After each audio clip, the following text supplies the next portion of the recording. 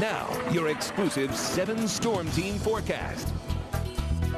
And welcome back, everybody. Our Sleep Tight Weather View takes us a live look here across the bridge, or across the river, over the river, I should say, the bridge overlooking beautiful Quincy here. Beautiful blue sky out there, a few high clouds, but really fantastic weather. Temperatures in the lower 80s again today. And yeah, a nice little view there from atop one of the buildings looking west over the Mississippi River. I'll make sure I get that right. We'll take a look at that almanac today.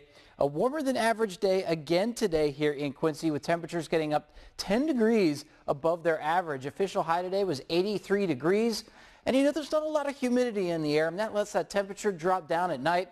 Actually, just a few degrees above where we're supposed to be this time of year.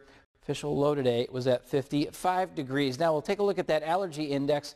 You can see it's very similar, the exact same actually as where it was yesterday. We've got that mold spore count at a high concentration and a moderate concentration of weed pollen out there. Now, take a look at Macomb.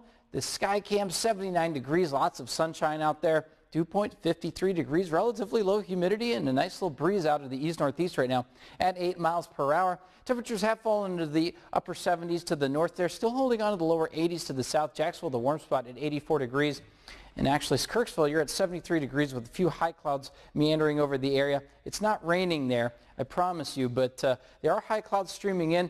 Big low-pressure system to the southeast here. There was actually a tornado just outside of Charleston, South Carolina in the early morning hours last night and did some damage out there. That was fired off by this system out here. We are not going to see any of this rain here. Just the only thing we're seeing is those high clouds there streaming in from the south.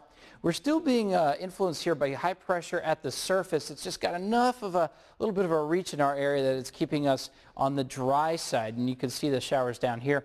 They're not going to make it our way. Now, by this weekend, could see some of those clouds starting to sneak in by Saturday, especially by Sunday as that surface high pressure moves off to the northeast. But we look for bigger changes here to the northwest. We're going to pay attention to a cold front starting to move closer to our area by early next week. And there is colder air back into the Canadian prairies and the Canadian Rockies, and that's going to try and filter down into our area by late next week. The question is, will this cold front just kind of stall out over our area, or will it just kind of push through our entire area and filter in that much more autumn-like air? We'll have to wait and see. The game of the week, got to talk about high school football. It is Friday night. We got Triopia coming on into Brown County, Mount Sterling. Brown County is 4-0, Triopia 3-1. Looking pretty good. Clear skies, temperature at 77 degrees at kickoff. That temperature will drop, however, through the evening.